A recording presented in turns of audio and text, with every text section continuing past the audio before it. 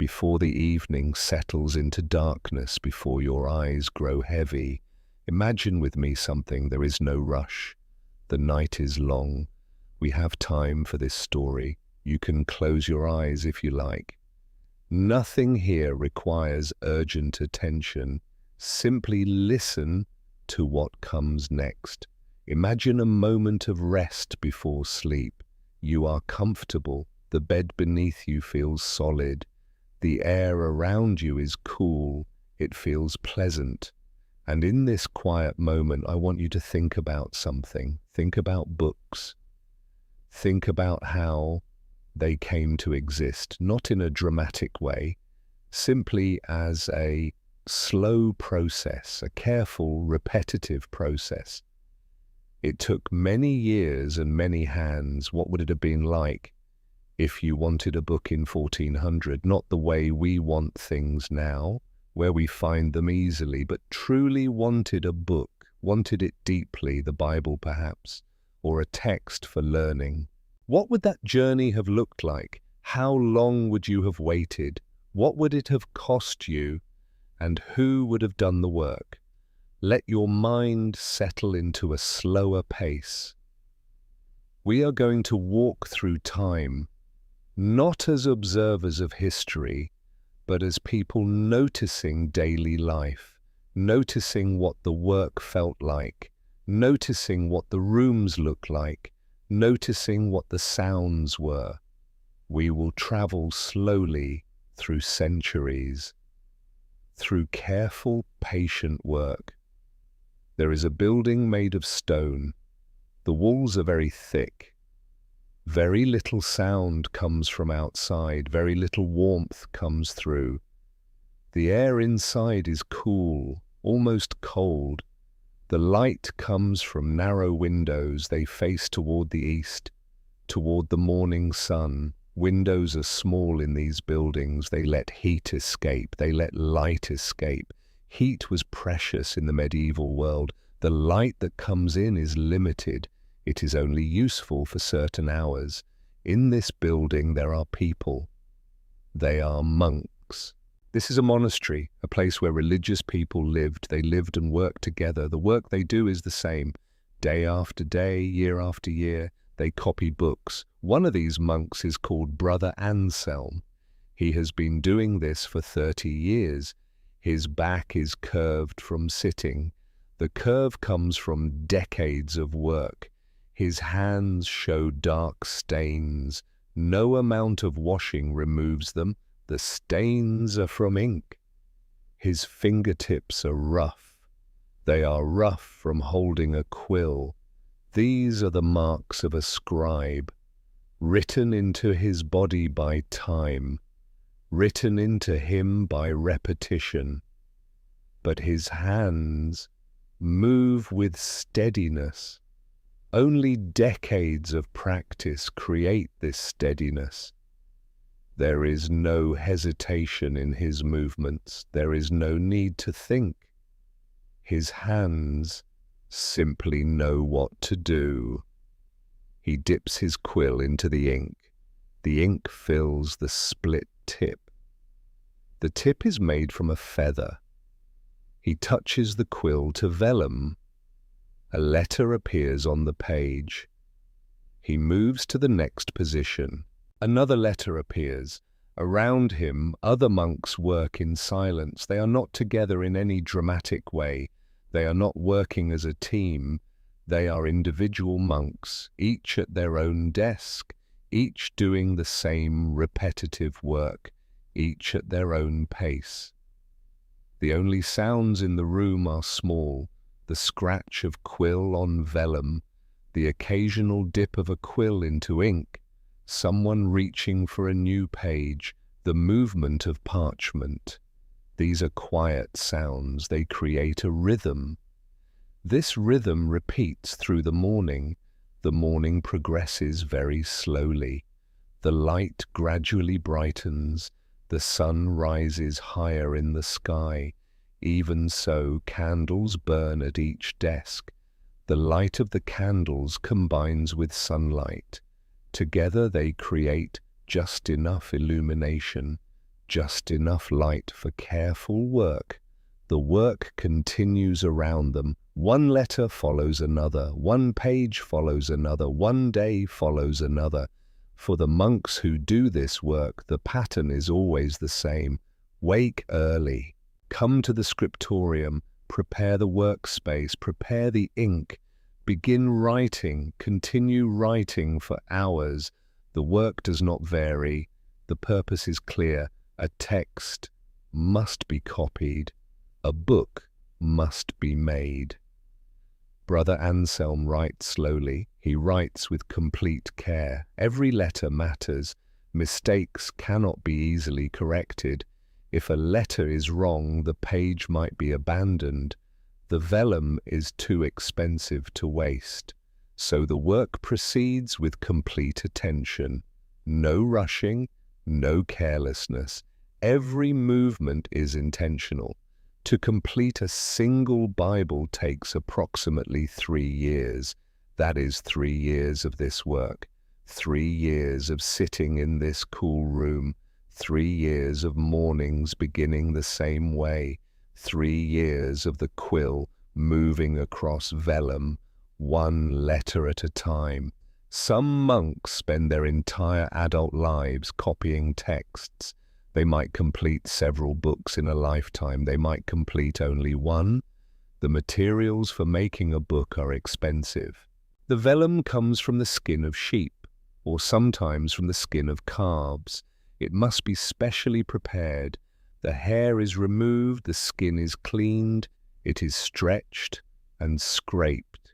It becomes smooth, smooth enough to receive ink. To make a single large manuscript, you need many animals. To make a Bible, you need an entire flock. The ink is mixed fresh each morning. Iron salts are combined with gall. Gall is a substance from oak trees. Water and gum arabic are added. The ink must be mixed in specific proportions. The result is a dark brown. It becomes black as it dries. The smell of it is distinctive. The monks know this smell very well. They know it as well as the quill in their hand. The quill pens are made from goose feathers. The feather is split at the tip. It holds ink when split this way. Every few pages the nib wears down. When it does, the monk must cut a new split. He must sharpen the point again. This is constant maintenance. The tools must always be ready for the work. Outside the scriptorium, the world continues. In the villages beyond the monastery walls, people work. Farmers work the fields, craftspeople practice their trades, merchants trade goods. But for the vast majority of Europe's population, something is different. The written word is something they encounter only in church. It is read aloud by a priest. Most people never see a written text. The idea of owning a book does not occur to them. Books are precious. Books are rare. Books exist, but they are locked away. They are locked in monasteries. They are locked in cathedral libraries. They are chained to reading desks. They are chained so they cannot be stolen. A book is worth more than most families earn in a year. The materials alone, the vellum and the ink, cost a fortune. The carefully made pens cost much as well. All of this costs more than a laborer's annual wages. Universities exist in Europe. They have begun spreading since the 12th century. But even in universities, books are scarce. Students cannot afford to buy them. So the university has developed a system. A complete text is divided into sections. These sections are rented out to students. Each student borrows a section. They copy it by hand in their own hand. then they return it. It is like a medieval lending library, except every borrower manufactures their own copy. The student must sit and write. Just like the monks in the scriptorium, they copy words they do not necessarily understand. They create a book that they will own. They own it because they wrote it themselves. A priest in a parish church might own a Bible. Most priests do not. The priest reads from the church's Bible. It is the only one in the parish. The people listen as the priest reads. They do not read themselves. They hear the words spoken aloud. Outside the monasteries and universities, books barely exist. A wealthy merchant might own 3 books. These books took years to copy. These books cost a fortune. A minor nobleman might own 1 book. Usually it is a book of hours. A book of hours is a devotional text. It is meant for prayer. It contains prayers for different times of day. It contains prayers for different seasons. It is something meant to be read repeatedly. A personal possession, a luxury item. For the vast majority of European people, something is true. The written word is something they hear, not something they read. The priest reads in church. The people listen. The words are spoken aloud. This is often their only contact with written language. Now let your mind shift to a different place. We are going to leave the cool stone scriptorium. We are leaving the monks bending over their work. We are going to travel to a city built on a river, a city where the work is different, where the tools are different, where precision and skill are valued differently. The city is called Mainz. It sits on the Rhine River. This is in what is now Germany. The river is important. It is a highway for trade. Goods travel up and down the river. The city sits on this river. So it is a place where commerce happens. People meet. Things are exchanged. The city is important for this location, but also because of power. The Archbishop of Mainz is not just religious. The Archbishop is one of only 7 prince-electors. These 7 men are in the Holy Roman Empire. They are the only people who choose the emperor. That makes Mainz one of the most powerful cities. Powerful in the German-speaking world. The Archbishop has political power. The Archbishop has religious power. At the top of Mainz's social structure are families. They are called the patricians. These are old money families. They have controlled the city's most important institutions. They have done this for generations.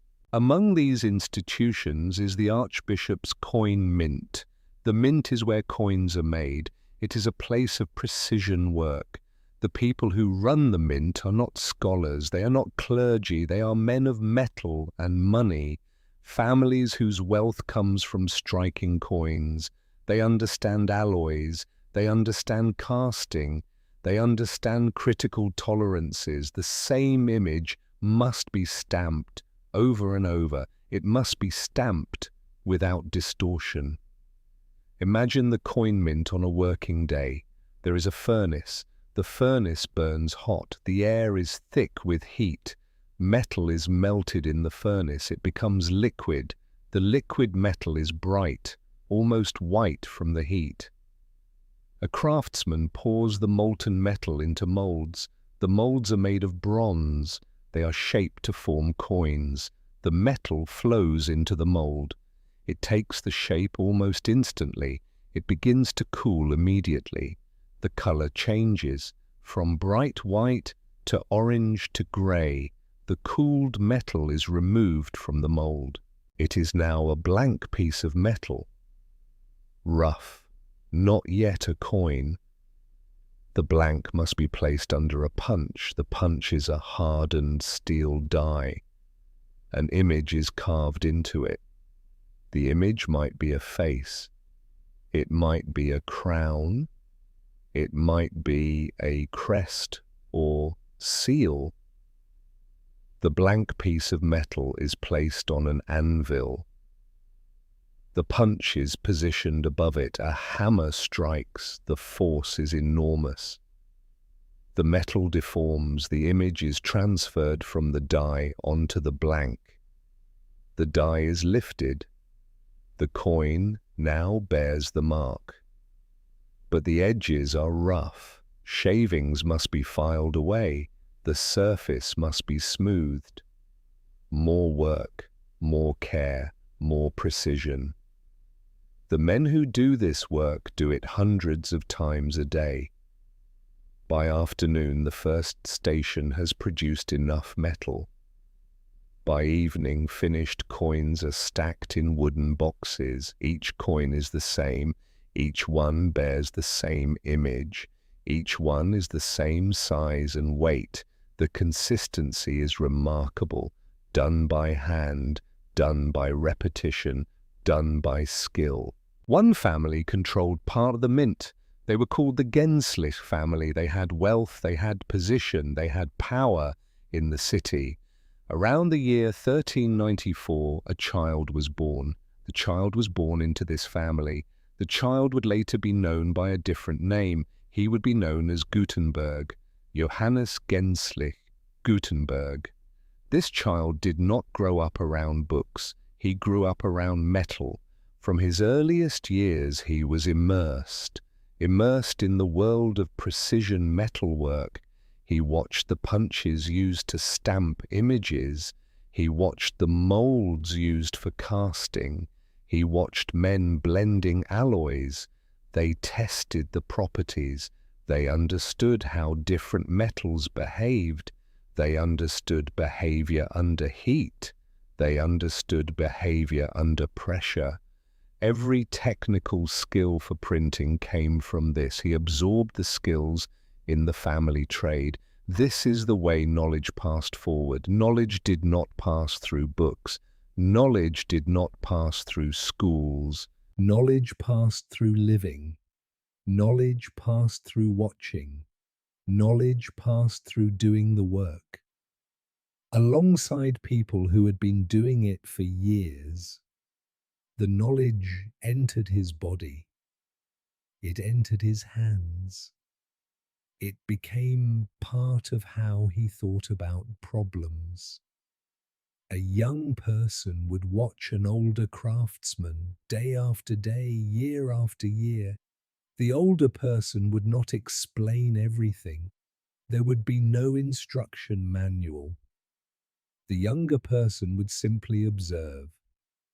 Gradually, the movements became familiar. The timing made sense. The precision required became clear. The skill was absorbed through osmosis, through practice, through repetition. Gutenberg learned about metallurgy. Gutenberg learned about metal casting. He learned about molds. He learned about precision toolmaking. He learned the critical tolerances in his family's work. He learned how to heat metal to the right temperature. He learned how to pour it at exactly the right moment. He learned to know when the metal was ready. He learned to know this by touch, not by sight, by touch. He learned to work with precision. He learned to notice small differences. He learned that one small mistake could make an entire piece useless. By age 12, Gutenberg could perform any station in the mint. He could judge fire temperature. He could pour metal evenly. He could stamp without distorting the image. He could finish coins with minimal waste. But more importantly, he understood precision. He understood tolerance, the acceptable variance in a process. He understood alloys. He understood how metals behave under heat. He understood how tools should be maintained. He understood that quality work requires attention. Attention to infinite small details. This is the knowledge Gutenberg carries with him. He does not know it yet, but it will become everything. But the city that gave him these skills took something away. Beneath the surface of Mainz's prosperity, a tension had been building. This tension had been building for many years. The guild craftspeople wanted more power. The merchants wanted more representation. The tradespeople wanted a say in how the city was governed. But the patricians refused to share power. They wanted to keep control. They wanted control the way their ancestors had controlled it. This tension between those who had power and those who wanted it had been escalating. This had been escalating for decades. The breaking point came in stages, starting around 1411 and continuing through the 1420s. The situation in Mainz became increasingly unstable. The guilds rose against the patricians. At first there were meetings, there were negotiations, but these failed. Street confrontations began. These turned into organized political action. Patrician families who had held power for generations were stripped. They were stripped of their privileges. Some were expelled from the city council. Some were physically driven out of the city. The Genslich family was among them. They lost their position. They lost their place in the city's power structure. They lost the connection to the mint. The mint had sustained them for generations. The details of exactly how they lost their position are not entirely clear. Historical records are incomplete. But what is known is this: the family lost their power. They had to leave the city. They relocated to a smaller town. The town was called Eltville. It was about 15 miles west along the Rhine. It was in a wine-growing region. The family connection to the mint was gone. The connection to the city's institutions was gone. The position that had defined them was gone. A boy in this family watched something happen. His family became invisible, not in a dramatic way. It was simply how life changed. One day, his family held power and position. Then gradually that began to slip away. Then it was gone. He was too young to fully understand, but he could feel it. He could observe it. What does it feel like to lose everything? To have your family's identity stripped away, to be an outsider in the city where your ancestors ruled. For a patrician family, the identity was tied to place, tied to institutions, tied to position. Strip those away, and what remains? A set of technical abilities without a context. A man who knows how to work metal with extraordinary precision, but who no longer has a mint to work in. The knowledge remained. The position to use that knowledge was gone. This loss shaped young Gutenberg. He had watched his family become invisible. He had experienced the instability of political position. In later life, this experience would make him secretive. It would make him careful. It would make him protect his innovations. It would make him reluctant to depend on any single patron. The exile taught him that visibility was vulnerability. The most valuable thing you could have was something no one else could replicate, something you kept private, something you controlled. The young man now called Johannes Gutenberg essentially disappeared from historical records. This was after his family left Mainz. He disappeared for about 15 years. There is almost nothing documented about what he was doing. There is almost nothing about where he was living. There is almost nothing about what work he was engaged in. This silence is itself revealing. It tells us that Gutenberg was not a public figure. He held no church office. He held no political post. He produced no scholarly work that was circulated or cited. He was a private man. During these years, he likely learned. He practiced the metalworking skills his family had taught him.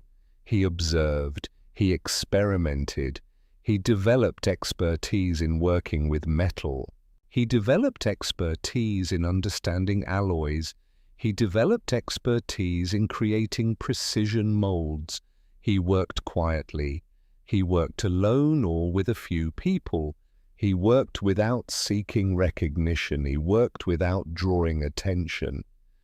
There is a single entry in a university register. The entry is from around 1418. It might refer to him. A Johannes Alta Villa is recorded. This is a Latinized version of a name. The name is connected to Mainz. He is recorded as enrolled at the University of Erfurt.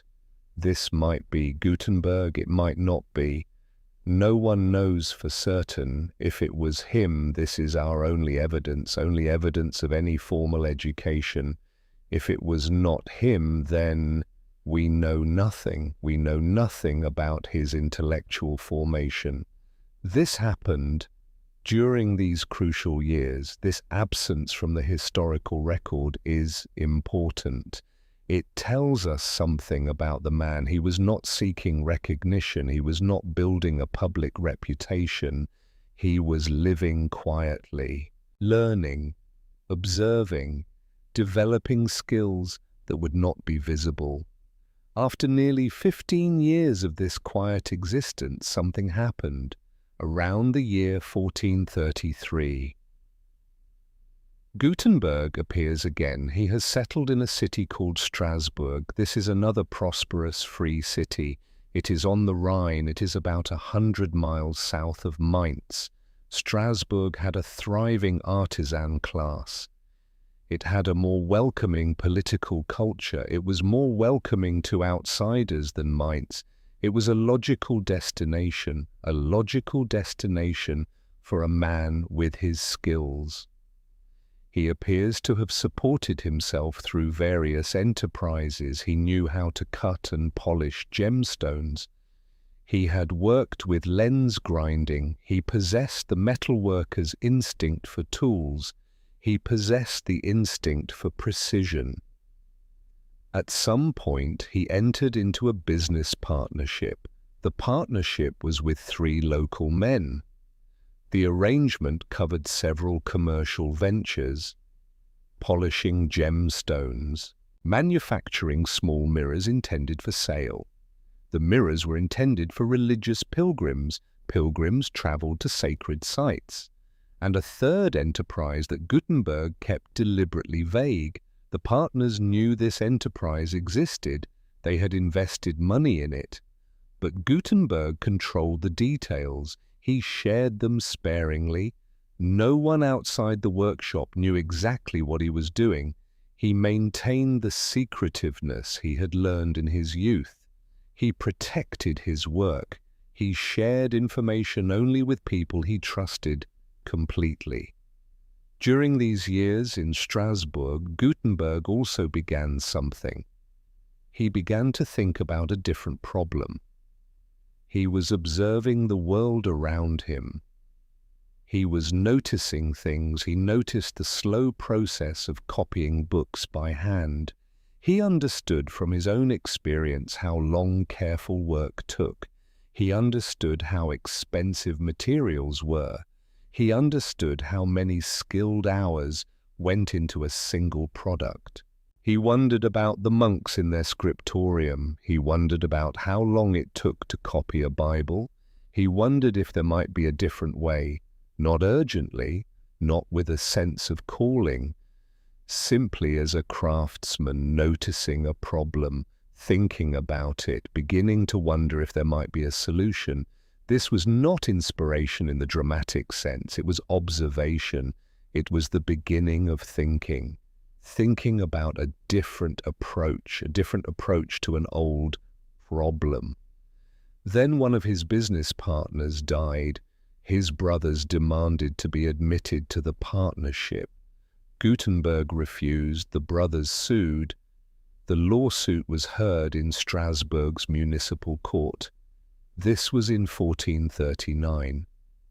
The trial produced a set of legal records. These are among the most important documents in the history of technology. The witnesses called to testify described objects. The objects had nothing to do with gemstones. The objects had nothing to do with mirrors. A goldsmith named Hans Dunn said something important. He said he had earned money from Gutenberg. He earned money for work related to printing. A man named Conrad Sasbach mentioned something. He mentioned being asked to construct a press. Other witnesses described forms and pieces. The pieces were stored in Gutenberg's workshop. Language consistent with a type casting operation. Most significantly, something important happened. When one of the partners fell ill, Gutenberg sent a message. Go to the dying man's workshop. Find a specific piece of equipment, take it apart, make sure that no one can see what it was for. This instruction reveals something important. It reveals something about Gutenberg. He understood the value of what he was building. He understood that knowledge once shared was power, power that could be used against him. He understood that he needed to protect his work. Gutenberg won the lawsuit. The brothers received a financial settlement, but they were denied access to the partnership. They were denied access to its equipment. The venture continued, but the trial had revealed something important. The trial had revealed the outlines of something that Gutenberg had been developing in secret for years. Not mirrors, not gemstones, a system for pressing letters onto paper using cast metal components. What the trial also revealed was a man who understood something instinctively. The value of what he was building, the value lay not just in the technology itself, the value lay in the control of that technology. Gutenberg's obsession with secrecy was not paranoia, it was strategy. In an age before patent law, something was true. Before intellectual property protections of any kind, something was true. The only way to maintain ownership of an invention, the only way was to make sure no one else understood it. No one else understood it well enough to replicate it. The strategy had worked for now, but Gutenberg's project was expensive. Mirrors and gemstones did not generate enough income. They did not generate enough to fund it. Within a few years, he would need substantially more capital. And the man who would offer it would do something. He would ultimately understand Gutenberg's invention well enough to take it away. Let your mind settle into this pace now. We are about to enter the technical heart of the story. This is about solving a problem. It is intricate work, but it is not dramatic. It is careful. It is precise. It is the work of someone thinking deeply about how to make something that has never been made before. To understand what Gutenberg was attempting, you must understand something. You must understand the problem he was trying to solve. It was not a simple problem. It was actually several problems layered on top of each other. And no craftsman in Europe at that time had something. No craftsman had the combination of skills needed to solve them all simultaneously.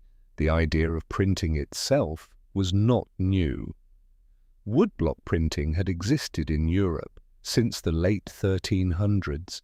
A craftsman would carve an entire page of text or imagery into a single block of wood The block would be inked, paper would be pressed against it, the image would appear on the paper. This worked for small jobs, playing cards, devotional images, short religious texts. But woodblock printing had fatal limitations. Each block was a single page. The text or image was carved in reverse. It was carved in reverse so it would print correctly. Once the wood wore down or cracked, the block was useless. You could not rearrange the letters, you could not correct an error. Without carving an entirely new block, producing a full-length book this way would require hundreds of blocks. Each one would represent weeks of skilled labor. The economics made it impractical. What Europe needed was something different. Movable type. Individual letters cast in a durable material.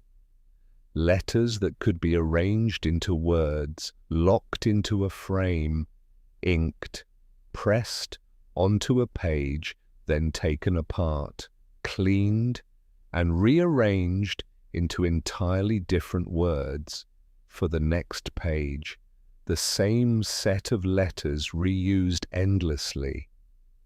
In theory, a single collection of movable type could do something. It could produce an infinite number of different books. In practice, the challenges were staggering. First, the material. Wood was too soft. It swelled with ink. It warped with moisture. It wore down under pressure. Clay, as Craftsman in China had discovered centuries earlier, was brittle and imprecise. The type needed to be cast in metal, but which metal? It had to be hard enough to hold a sharp letter edge, hold it through thousands of impressions, yet soft enough to cast cleanly in a mold. Without air bubbles or distortion, it needed to melt at a low enough temperature, low enough to be practical, yet cool quickly enough to allow rapid production. Second, the mold. Every letter in the alphabet has a different width. An M is wide, an I is narrow. A W takes up nearly twice the horizontal space of an L. To produce type that could be set into even lines, something was necessary. Every letter needed to be cast on a body of the same height, but the width had to be adjustable. That required a mold of extraordinary ingenuity, one that could be quickly reconfigured for each letter, while maintaining absolute consistency in the vertical dimension. Third, the ink. Scribes used water-based inks. These inks soaked into parchment. They soak through capillary action. Water-based ink slides off metal. A new kind of ink was needed. One viscous enough to cling to a metal surface, viscous enough to transfer cleanly under pressure, viscous enough to dry without smearing. Fourth, the press, a mechanism capable of applying firm, even pressure across an entire page. Pressure across an entire page of set type, without shifting the letters, without cracking the paper, without distorting the impression. 4 problems, 4 entirely different domains of expertise. Metallurgy, precision tool-making, chemistry, mechanical engineering. No university taught all of them. No single guild practiced all of them, but a man who had grown up in a coin mint, who had trained as a goldsmith, who had spent years cutting gemstones, who had spent years polishing mirrors, who had lived his entire life in the Rhine Valley, surrounded by wine presses and linen presses. That man just might have something. That man just might have the right combination of skills. Gutenberg had the knowledge. What he had always lacked was money. Consider this. Most people, if you ask them, will say something. They will say Gutenberg invented the printing press. That is the wrong answer, or rather it is an incomplete answer. The press was a piece of the system, an important piece but not the revolutionary one. Wine presses and linen presses already existed. Adapting one to print text was a mechanical challenge, not a conceptual breakthrough. The breakthrough was something else entirely: the hand mold. This is what separated Gutenberg's system. It separated his system from every other attempt at printing that had come before. To appreciate why this matters, consider something. Consider what it takes to set a single page of text, a page of the Bible in Gutenberg's planned format. This page contained roughly 2,500 individual characters. A full Bible, both volumes, all 1,282 pages, required millions of individual impressions. To print even a small edition, something was necessary. Gutenberg would need tens of thousands of pieces of type, each one identical in height, precise in its letter shape, durable enough to survive being locked into a frame, durable enough to survive being inked, durable enough to survive being pressed against paper, durable enough to survive being cleaned, durable enough to survive being reused hundreds of times. Casting those pieces one at a time would take a long time. Casting them one at a time using conventional methods would take years. The hand mold made it possible to produce them in minutes. The device was deceptively simple in concept. Two L-shaped halves fitted together to form a small rectangular cavity. At the bottom of this cavity sat a matrix, a small copper block. Into this block the shape of a single letter had been stamped using a hardened steel punch. Molten metal was poured into the top of the mold. It filled the cavity. It took the shape of the letter from the matrix. It cooled almost instantly. The mold was opened. The piece of type was removed. The process began again. Imagine the rhythm of this work. A skilled worker stands at a bench. In front of him, the hand mold. To one side, a small crucible. The crucible contains molten metal. The metal is at exactly the right temperature. The worker knows this temperature by sight. The metal is cherry red, not orange, not white. Cherry red. He takes a small ladle. He scoops molten metal. The weight is familiar. The heat rises through the ladle handle. His hand has learned tolerance, learning what burn feels like, what is still possible. He pours. The metal flows into the mold cavity, a thin stream. The cavity fills in a fraction of a second. The metal touches the matrix. It takes the shape of the letter.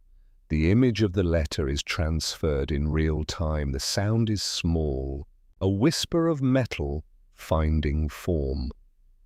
Cooling happens almost immediately. The bright metal darkens from cherry red to orange to gray.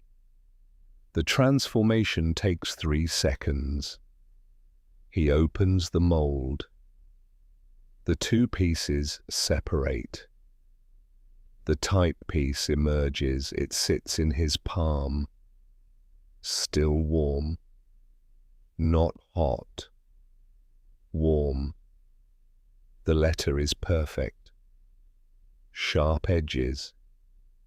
Precise form. No bubbles. No distortions. The metal flowed correctly. He places the piece on the bench to cool completely.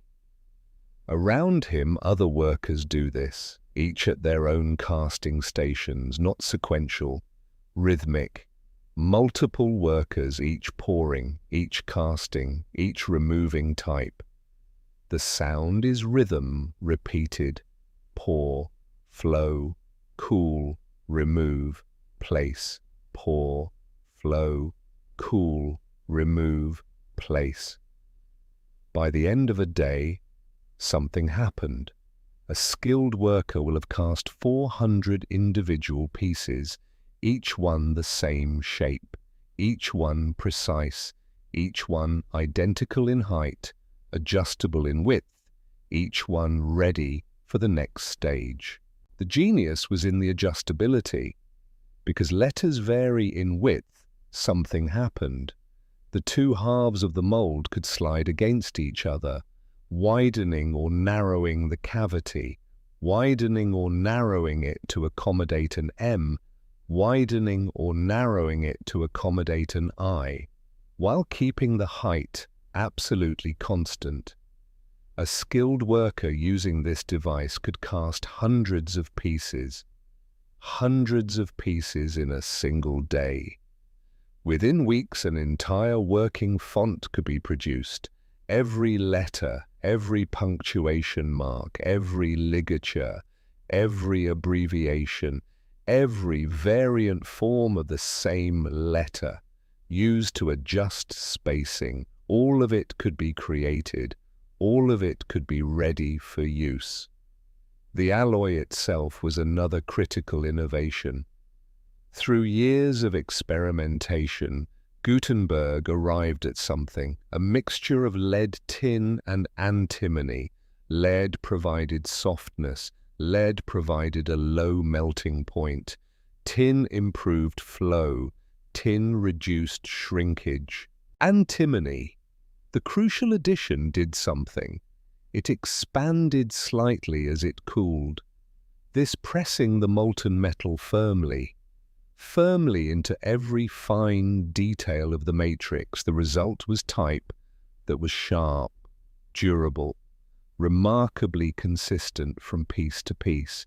This was Gutenberg's true invention, not a machine for pressing ink onto paper, but a system for producing quickly and cheaply something.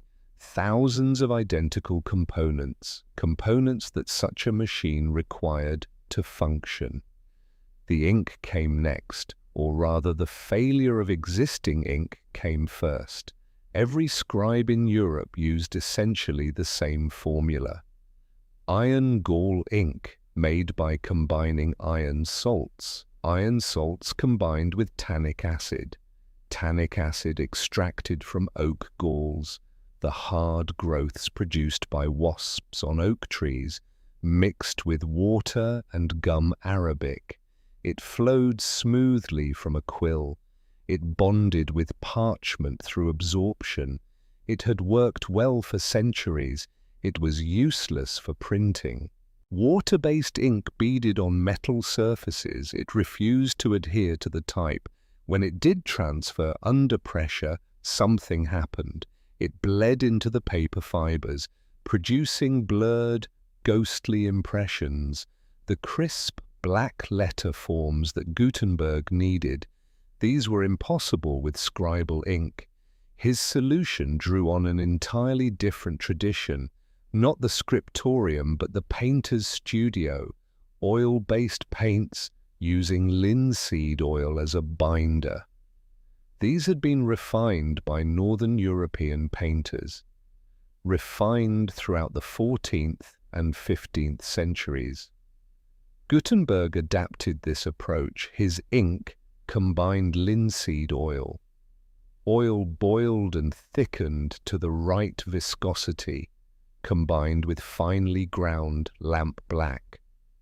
The soot collected from burning oil lamps. The result was a dense, sticky substance. It clung to the raised surfaces of metal type. Without running into the recesses, it transferred cleanly under pressure. It dried to a hard, permanent black on paper or vellum. Nearly 600 years later, something was true. Pages printed with this ink remained intensely black, undimmed, unfaded. The permanence is remarkable.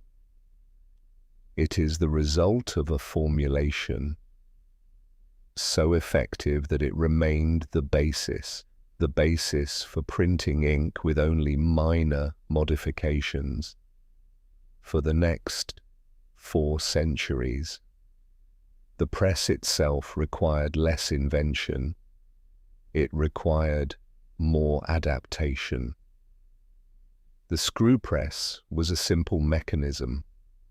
A large wooden screw drives a flat plate downward. It drives it with great force. It was one of the most common machines in the Rhine Valley. Every vineyard used one to crush grapes. Every linen maker used one to press moisture from cloth. Gutenberg's contribution was to modify this familiar device, modify it for a new purpose, applying uniform pressure across an entire page of set type, without shifting the letters, without cracking the paper, without distorting the impression. He built a frame to hold the type in place. This frame was called the chase, and a flat platen that descended evenly onto the inked surface. A sliding bed called the coffin allowed the type form, to be rolled under the platen and back out again after each impression. None of these individual elements were revolutionary, not in isolation. The screw was ancient. Oil-based preparations existed. Metal casting was established practice. What made Gutenberg's system unprecedented was the integration, the way each component was designed to work with every other component in a single, repeatable process. Type cast in the hand mold, ink formulated to adhere to that type, a press engineered to transfer that ink, transfer it onto a flat surface, transfer it with consistent pressure, and the surface itself, paper. Paper had been manufactured in Europe since the 13th century, produced from pulped linen rags in water-powered mills. It was cheap compared to vellum, abundant, available in large sheets. The church and the aristocracy still regarded it differently. They regarded it as an inferior material, a commoner's substitute for proper parchment. But Gutenberg chose to print on both, producing luxury copies of his Bible, luxury copies on vellum for wealthy buyers, standard copies on paper for everyone else. It was a commercial calculation as much as a technical one, and it pointed towards something important. It pointed toward the true nature of what Gutenberg had built. This was not merely an invention, it was a production system, the first in history, designed to do something, designed to manufacture identical copies of a written text, identical copies at industrial scale. Every component existed to serve that singular purpose. All he needed now was the capital to put it to work, and the man who would provide it. He was already waiting in Mainz. Around 1448, after roughly 2 decades away, Gutenberg came home. Mainz had changed in his absence. The worst of the patrician guild conflicts had subsided, not through resolution, but through exhaustion. The city had found a fragile equilibrium. The archbishop still ruled, commerce still flowed along the Rhine, the cathedral still dominated the skyline, but the old patrician families had been diminished. The families who had once controlled the mint had been diminished. The families who had once controlled the city council had been diminished. Gutenberg returned not as a man reclaiming his birthright. He returned as a craftsman looking for work. The city had changed. He had changed. The world he knew was gone. He borrowed money. Court records from 1448 show a loan of 150 guilders from a relative, Arnold Gelfus. It was secured against an annuity. It was seed capital, enough to rent a workspace, enough to acquire materials, enough to begin setting up operations.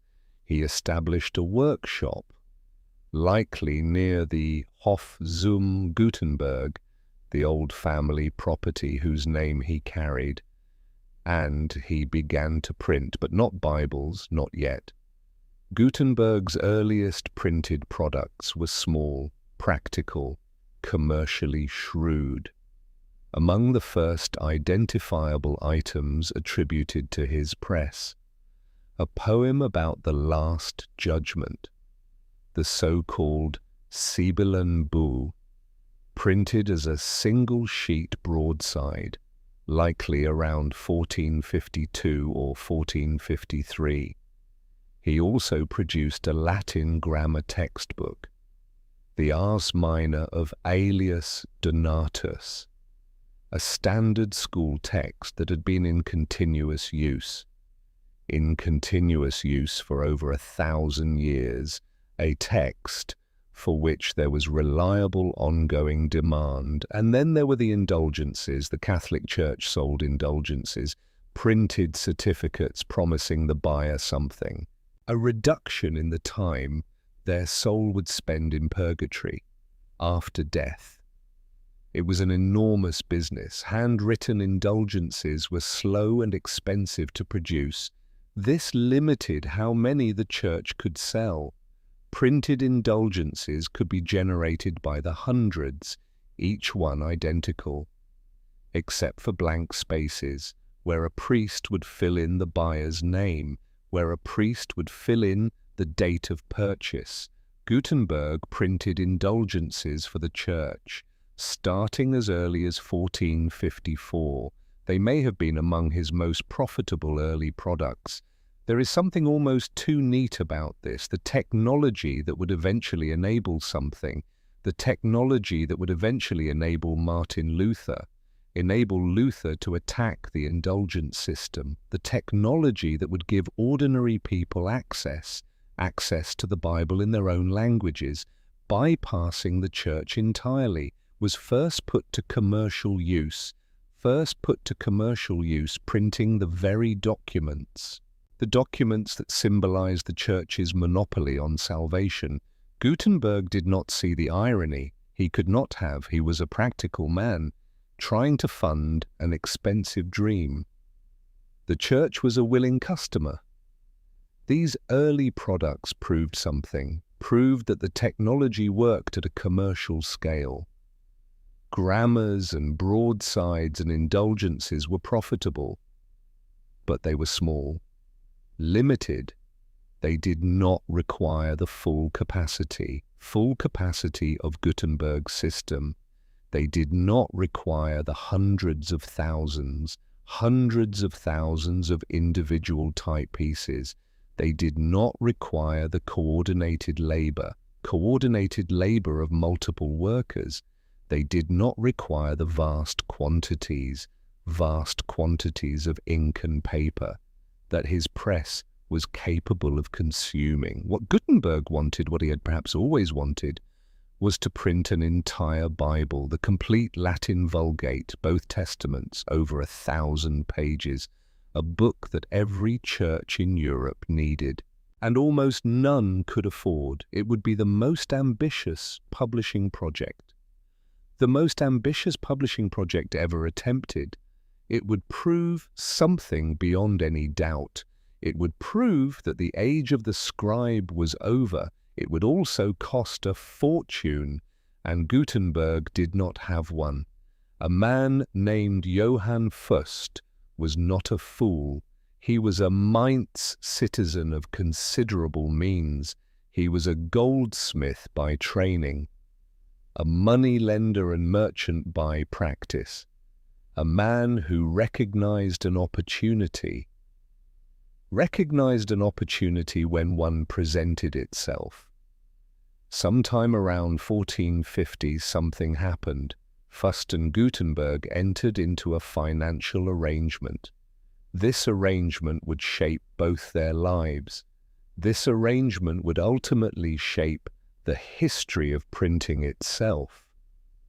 The terms, as later reconstructed from court testimony, were straightforward in structure, devastating in consequence. Fust lent Gutenberg 800 guilders. To grasp the scale of this amount, a skilled craftsman in mid-15th century Germany earned roughly 10 to 15 guilders a year. 800 guilders was a sum large enough to buy several houses. The interest rate was 6% annually. And the collateral, the security against which the loan was guaranteed, was Gutenberg's equipment, his press, his type, his molds, everything. A second loan of the same amount followed, ostensibly earmarked for the operating expenses of the Bible project, wages for workers, purchase of paper and vellum, ink and other consumables, with 1,600 guilders in total investment. Fust had effectively bankrolled the entire enterprise. The question that historians have debated for centuries is whether Fust understood from the beginning, whether he understood what he was doing. Was he a patron of innovation, a man willing to risk a substantial fortune, risk it on a visionary craftsman's unproven technology, or was he a calculating investor? An investor who recognized that the collateral, the equipment itself, was worth more than the loan. An investor who understood that if Gutenberg failed to repay, if he failed to repay on time, Fust would end up owning something, the most valuable technology in Europe, for a fraction of its true value. The honest answer is no one knows. The surviving evidence supports either reading. What is known is that Fust was not passive. He was not a passive investor. He took an active interest in the workshop. He visited, he observed, he saw the type being cast, the ink being mixed, the press being operated, and at some point during these visits, he introduced a young man to the operation, a calligrapher he knew from Paris, a man of extraordinary skill with a pen, a man who could translate something, the beauty of manuscript lettering into the new medium of metal type. That young man was Peter Schoeffer. His arrival would change everything. Gutenberg accepted Fust's money because he had no alternative. The Bible project consumed resources at a rate that his grammar books did not sustain, a rate that his indulgences did not sustain. He needed a financier. In accepting Fust's terms, he had done something that contradicted every instinct he had cultivated. He had cultivated these instincts over 20 years of secrecy. He had given another man something, a legal claim on his life's work.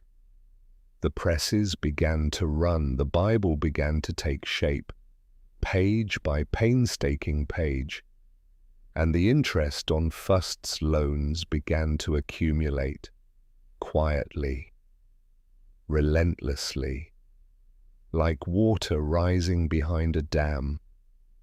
The production that began in Gutenberg's workshop around 1452 was unlike anything the world had ever seen, not because of its technology, though that was revolutionary, but because of its ambition. Gutenberg was not printing a pamphlet. He was not printing a grammar book. He was attempting to mechanically reproduce something, the most important text in Western civilization, and he intended the result to be something indistinguishable from or superior to the finest manuscripts produced by the best scribes in Europe. The scale was immense. The complete Bible ran to 1,282 pages, bound in 2 volumes. Each page was set in 2 columns. The early pages used 40 lines per column, but Gutenberg soon increased this to 42, almost certainly to reduce the total number of pages, almost certainly to save paper. This seemingly minor adjustment gave the work something, its enduring name, the 42-line Bible, to reproduce the dense, formal texture. The dense, formal texture of the Gothic liturgical scripts that readers expected in a Bible. Gutenberg designed a typeface of astonishing complexity. It was not simply 26 letters, not simply upper and lower case. His font contained roughly 290 distinct characters, including ligatures in which two or more letters are joined into a single typepiece, abbreviations common in Latin manuscript tradition, variant forms of the same letter, used to adjust spacing within a line. The goal was justified margins, perfectly straight edges on both the left and right sides, straight edges on both sides of each column. Gutenberg achieved this not through crude spacing, but through the typographic equivalent of something, a calligrapher's eye, selecting from his vast character set to fill each line with mathematical precision. The workshop employed roughly 20 workers. 2 presses operated simultaneously, each one printing different sections of the Bible in parallel. This was not sequential production, page 1, then page 2, then page 3.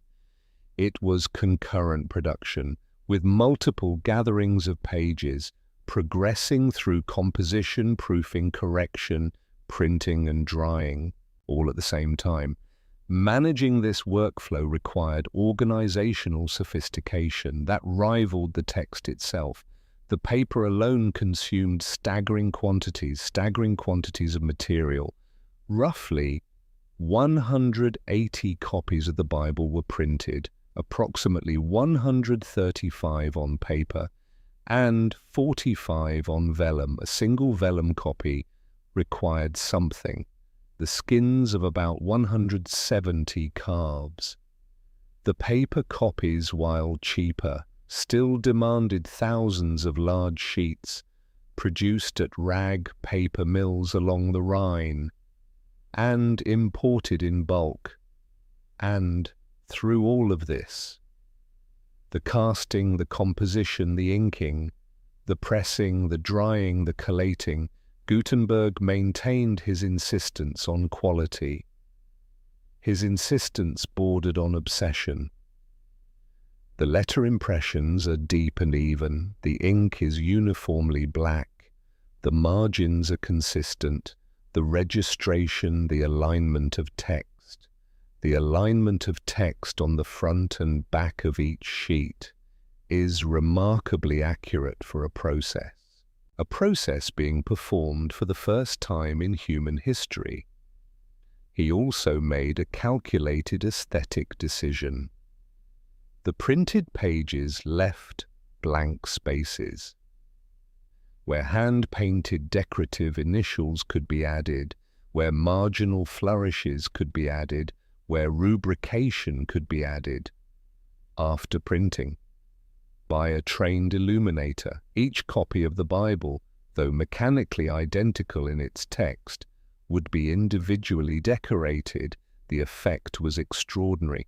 To an untrained eye, a finished copy, A finished copy of the Gutenberg Bible looked like something. It looked like a manuscript. It took careful examination to realize something, that the text had not been written by a human hand.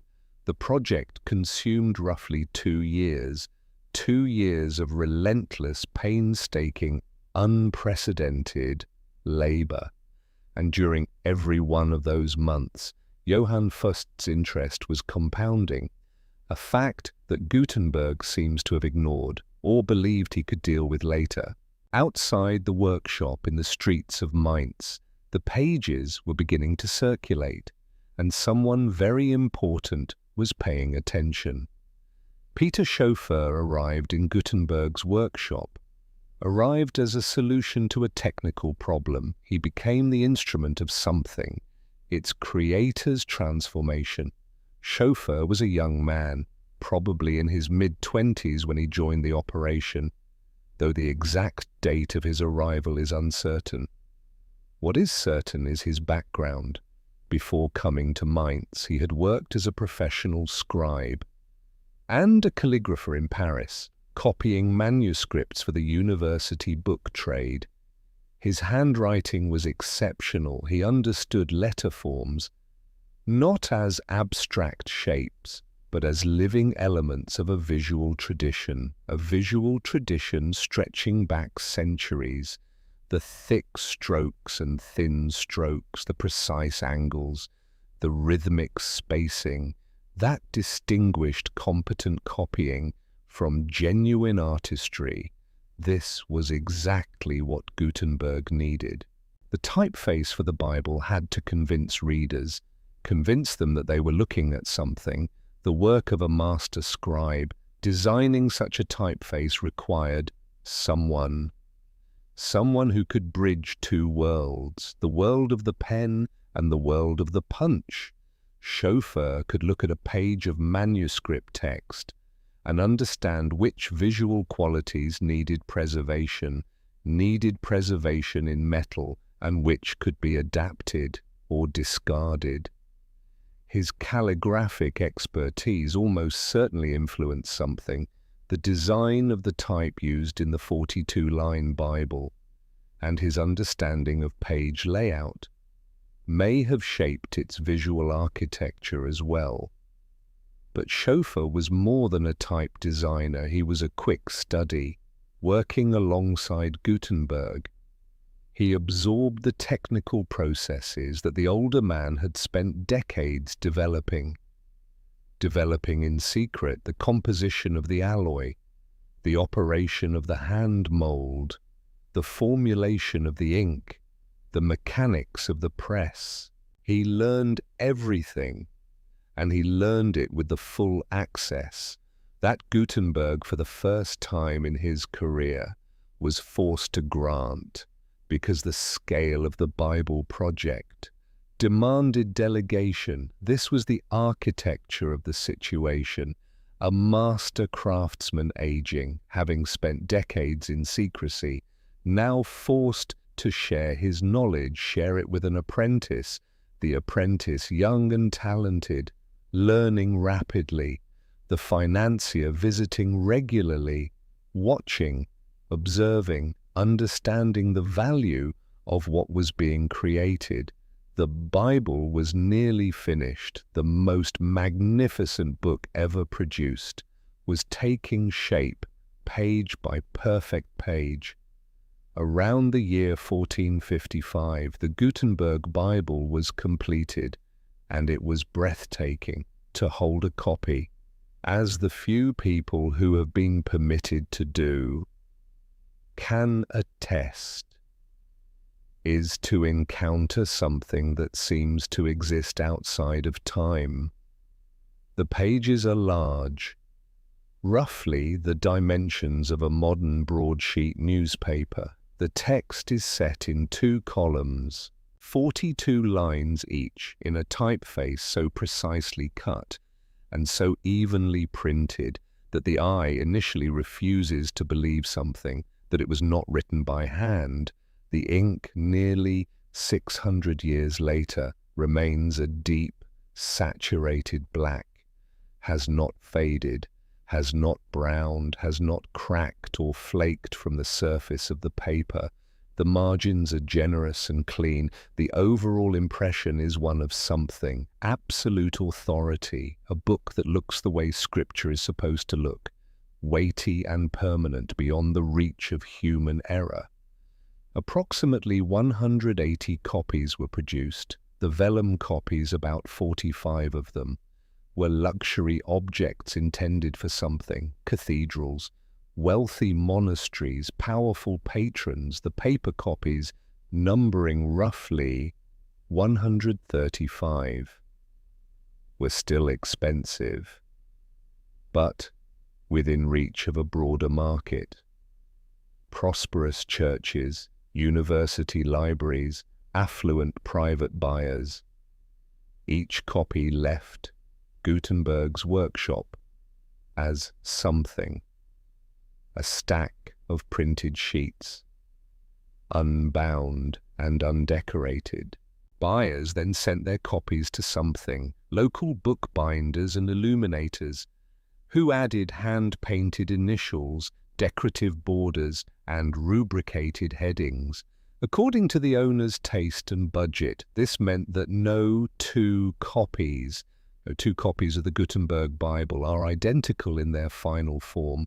The text is the same, the decoration is unique, they are paradoxically something, both the first mass-produced books in European history and singular works of art.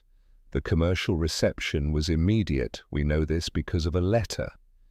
In March 1455, an Italian humanist and diplomat named Enea Silvio Piccolomini wrote from the imperial diet in Frankfurt to a colleague in Rome.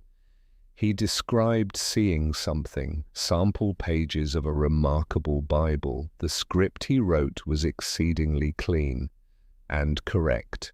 The letters could be read without effort, even without spectacles. He reported that 158 copies had been completed, though some sources say he wrote 180, and that every single one had already been spoken for. Buyers were lined up before the ink was dry. Piccolomini's letter is one of something, the most important documents in the history of printing, not because of what it says about the Bible's quality, though it confirms what anyone looking at the book can see, but because of what it does not say. Nowhere in the letter does Piccolomini mention something, the name Gutenberg. He attributes the Bible to no individual. He describes the technology, praises the result, reports the demand. The Creator is invisible. This absence foreshadows something, the erasure that was about to occur. The Bible, Gutenberg's Bible, the book that proved the printing press worked, the book that justified 2 decades of secrecy and struggle and risk, would reach the world without something, without his name on it.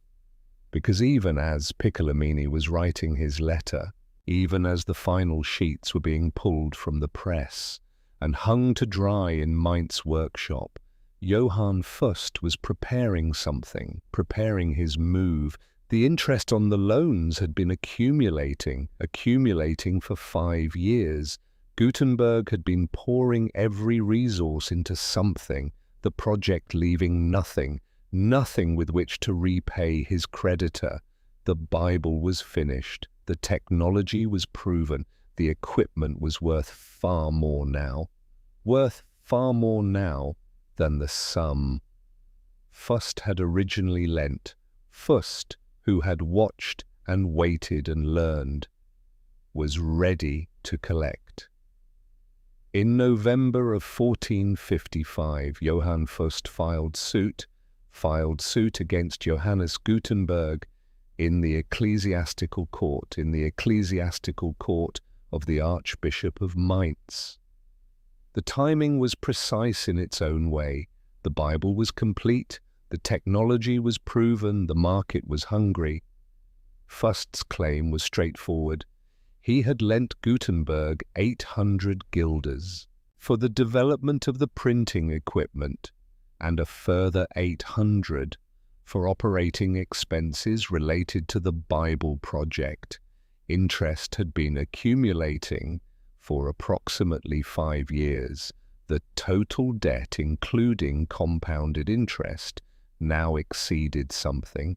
2,000 guilders. Fust demanded full repayment, or failing that, surrender of the collateral. The collateral specified in their agreement. The collateral was everything.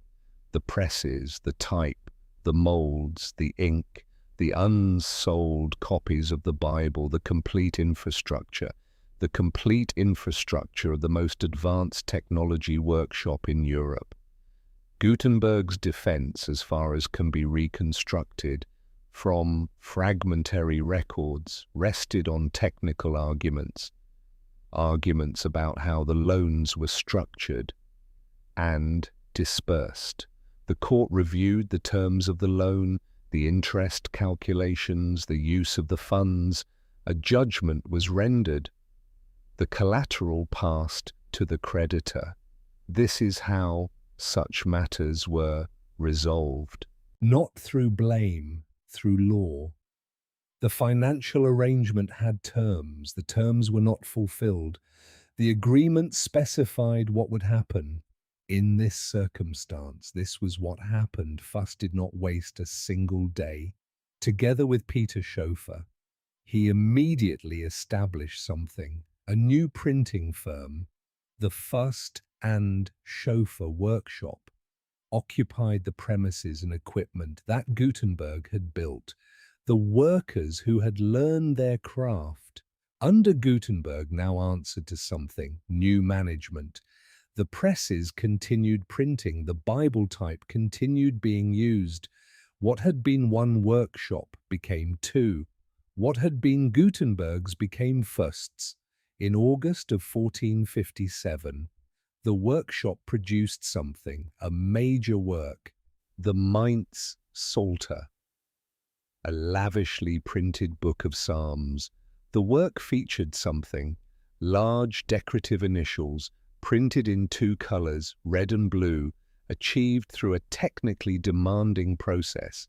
That may have been something, Schoeffer's own innovation. And at the back of the book, it carried something that no printed book had ever contained before, a colophon, a printed statement identifying the makers of the work.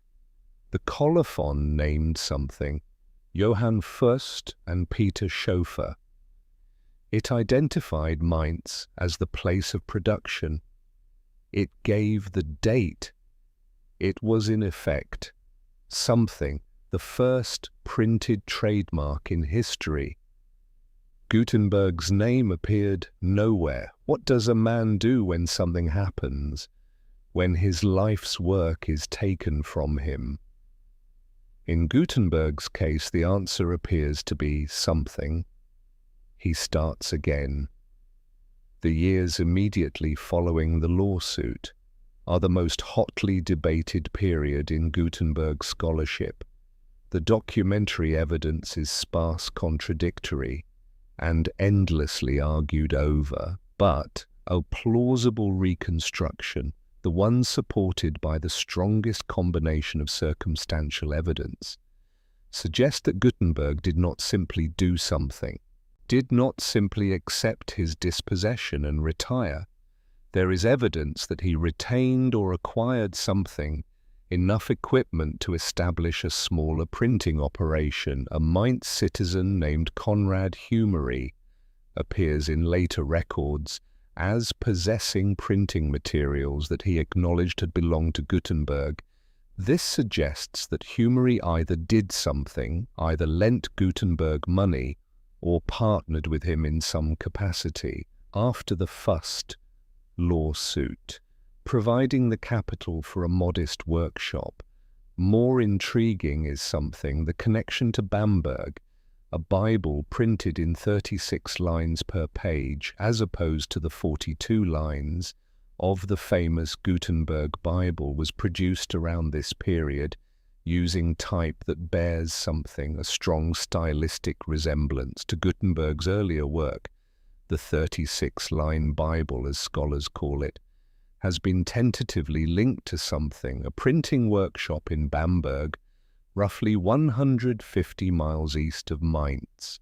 Whether Gutenberg personally operated this workshop, supplied the type to another printer, or had no direct involvement at all remains unresolved. The evidence is suggestive, not conclusive. What is clear is something. The contrast. Fust and Chauffeur were printing something, Salters and canon law texts, with Gutenberg's equipment building a commercial empire, establishing distribution networks that reached as far as Paris. They had the infrastructure, they had the capital, they had the contacts.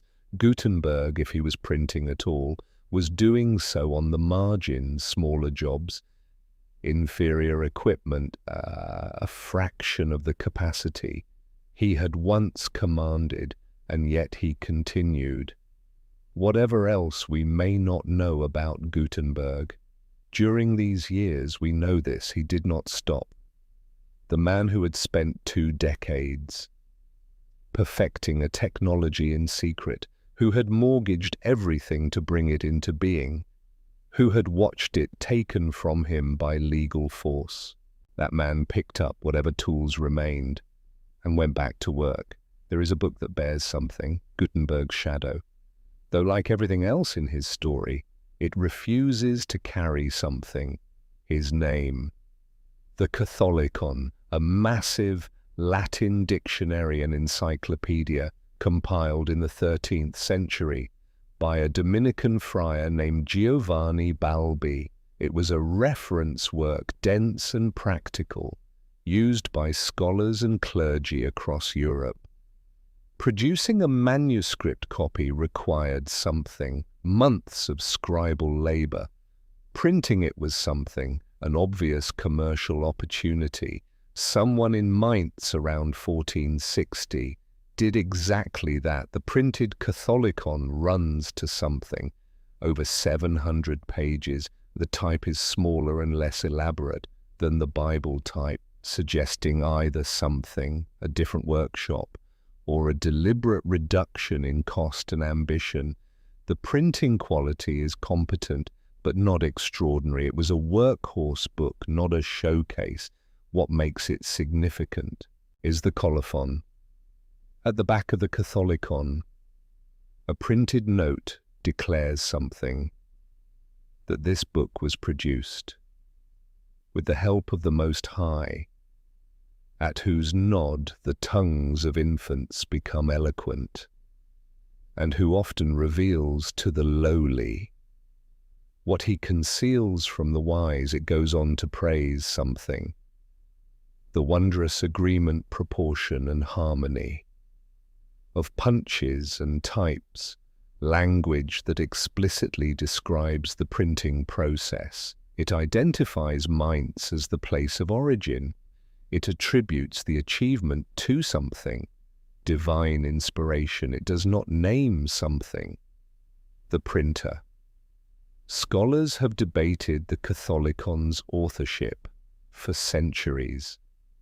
The type has been linked to Gutenberg through detailed typographical analysis, but the attribution is not universally accepted. Some argue it was produced by something, a different printer, using type acquired from Gutenberg's dispersed materials. Others maintain that the language of the colophon, particularly its emphasis on something, the harmony of punches and types, and its tone of quiet pride, sounds like a man describing his own achievement, while remaining characteristically unnamed. If Gutenberg did print the Catholicon, it represents something, his final major work, a large, ambitious book, produced without Fust's money, without Chauffeur's calligraphy, without the resources of the workshop he had lost. It would mean that something happened. even after dispossession, even after the upheaval of the city, even in his late 60s. With diminished means and failing health, he was still printing, still working, still refusing to stop. The colophon praised something. The technology, it praised God. It praised Mainz. It did not praise something. The man. And perhaps that tells us something, everything we need to know about where Gutenberg stood in the autumn of his life, present in his work, absent from its credit. Invisible in the revolution he had started. While Gutenberg faded into something, documentary silence, the technology he created was spreading across Europe, at a pace that would have seemed something impossible just years before. The upheaval of Mainz in 1462, a military conflict that disrupted the city, scattered the trained printers who had learned their craft in Gutenberg's workshop or in Fust and Schoeffer's operation. That succeeded it. These printers carried something, the knowledge with them. They traveled to Strasbourg, to Bamberg, to Cologne, to Basel, to Augsburg. They crossed the Alps into Italy. Printers established themselves in Rome. In 1465, by 1469, Venice had its first press. By 1470, Paris followed. By 1473, printers were working in Budapest, in Krakow, in Barcelona. The technology broke free of its birthplace, and spread across the continent at a speed that no commercial expansion could have matched. Destruction of the city's stability had achieved what something happened. Commerce might have taken decades to accomplish. The presses multiplied. The knowledge could not be recaptured. The system Gutenberg had built was designed to spread, and it did in January of 1465. 3 years after Mainz was disrupted, the Archbishop granted something, Johannes Gutenberg, the title of Hofmann, a gentleman of the court. The title came with something, tangible benefits, an annual provision of clothing, grain, and wine, exemption from certain taxes and civic obligations, a formal position within the Archbishop's household. It was not wealth, it was not fame, but for a man who had spent years in financial uncertainty, watching others profit from his creation. It was something. A modest pension, recognition from the authority of the city he had built his work in, a way to live his final years without absolute hardship. Why the Archbishop extended this recognition is unclear. Perhaps it was genuine respect for Gutenberg's contribution to the city's renown. Mainz was already becoming something, known across Europe as the birthplace of printing. Perhaps it was a political gesture, a way for the Archbishop to associate himself with an achievement that brought prestige to his territory. Perhaps it was something else entirely, an acknowledgement, a quiet apology, a recognition of what had been lost and what remained. Whatever the motive, the appointment is something, the only formal recognition. that Gutenberg received during his lifetime. No guild honored him. No university awarded him a title. No city erected a monument, the man who had made it possible for European scholars to publish their ideas, for churches to own Bibles, for universities to distribute textbooks, received a modest court pension from the Archbishop. A court title, a modest recognition, that came late and quietly. Gutenberg was now in something. His early 70s, his health was almost certainly declining. The average lifespan for a man of his era and class who survived to adulthood was roughly 60 to 65 years. He had exceeded that expectation. He had also outlived something, most of the people. Who could testify to what he had achieved? The workers had dispersed across Europe. Fust would die within a year, likely during an outbreak of plague, while on a book-selling trip in Paris. The original workshops were gone. What remained was something. His name, his court title, his small pension, and a reputation. That existed mostly in the memories of aging people.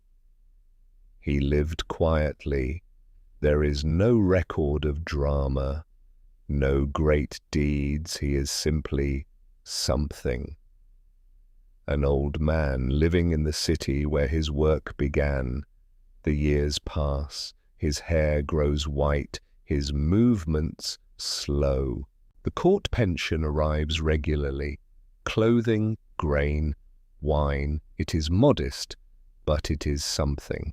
In February of 1468, Gutenberg dies. He is approximately 73 years old. The details of his death are not recorded. This is not unusual. Most people's deaths are not recorded. In historical documents, the significant deaths get recorded. The deaths of kings and nobles, the deaths of important clergy, the deaths of most people, including most craftsmen, are not recorded. They happen quietly. The person dies. They are buried.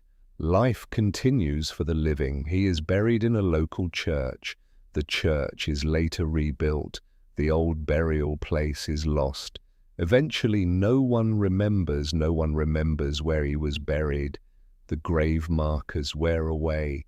The stones crumble. The records fade. The specific location of Gutenberg's burial becomes unknown. The person who made something possible, made it possible to preserve knowledge forever, left behind almost nothing. Almost no personal record, no diary, no letters, no testament in his own hand. His life is reconstructed from court documents, from loan agreements, from witness testimony, and from the objects his workshops produced. He is known not through his words, but through his debts, through legal disputes, through the equipment that was seized from him. Yet what he created persisted longer than his grave. His presses were already spreading across Europe. His methods were being used by others. His technology was in motion. He did not see this continuation. He could not have. He died in his 70s, far away from the cities where printing was spreading. But the system he built was a kind of record in itself. Every page printed after him was a record of his influence. Every book that used his methods was a record of his thinking. Every press that operated on the principles he developed was a record of his genius.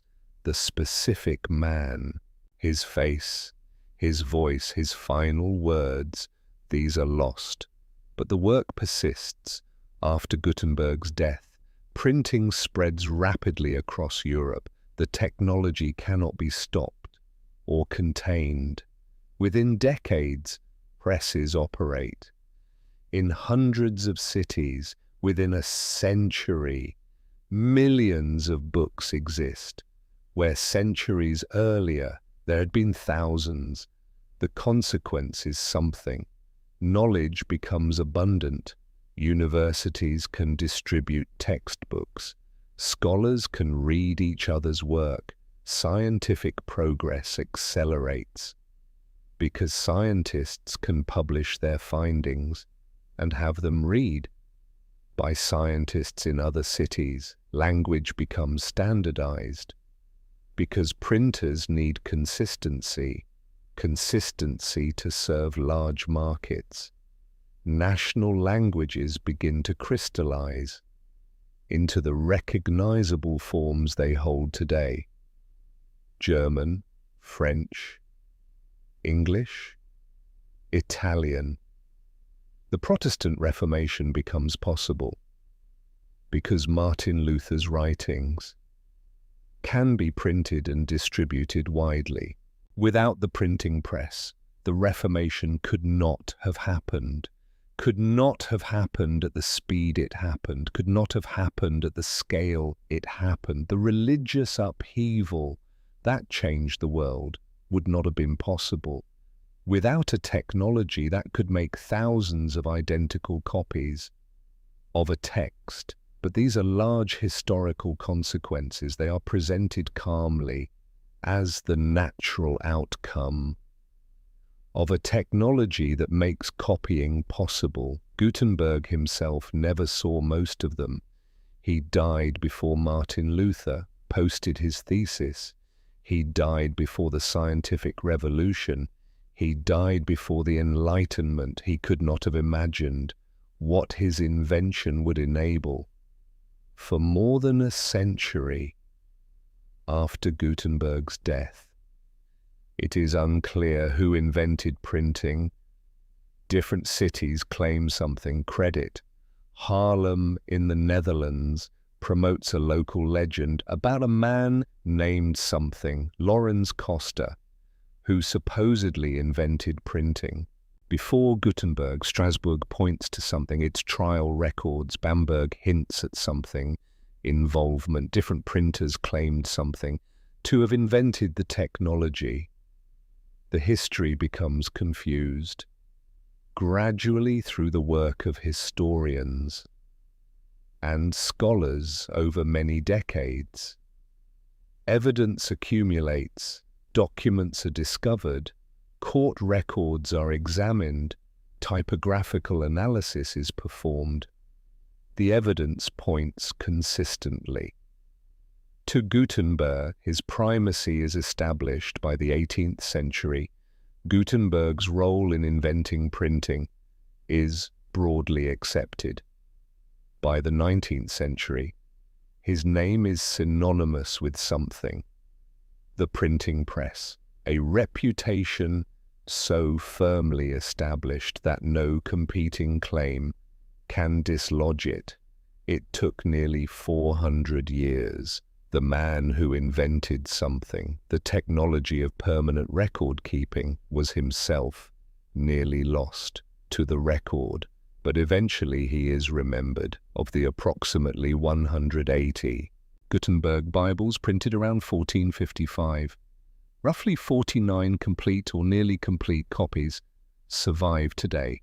They are scattered in something, libraries and collections around the world. Each one is treasured, each one is carefully preserved, behind glass, in climate-controlled rooms, examined by experts. If you were able to hold one of these pages, you would notice something: the ink. Nearly 600 years later, it remains black, undimmed, unfaded. The paper has survived. The craftsmanship is evident in every perfectly aligned letter, The margins are generous, the proportions are balanced, the overall effect is something, one of permanence and authority, a book that looks the way scripture is supposed to look. That quality is still visible in the surviving copies. Each copy is unique in something.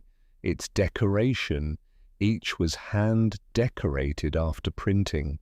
Some received something, lavish painted initials in gold leaf and fine brushwork. Others received something, simple red paragraph marks. But the printed text is identical across all copies.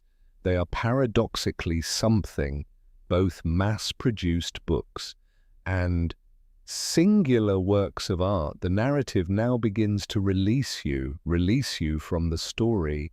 We have traveled through something, centuries of work. We have watched the careful craftsmanship of monks copying manuscripts, copying them letter by letter.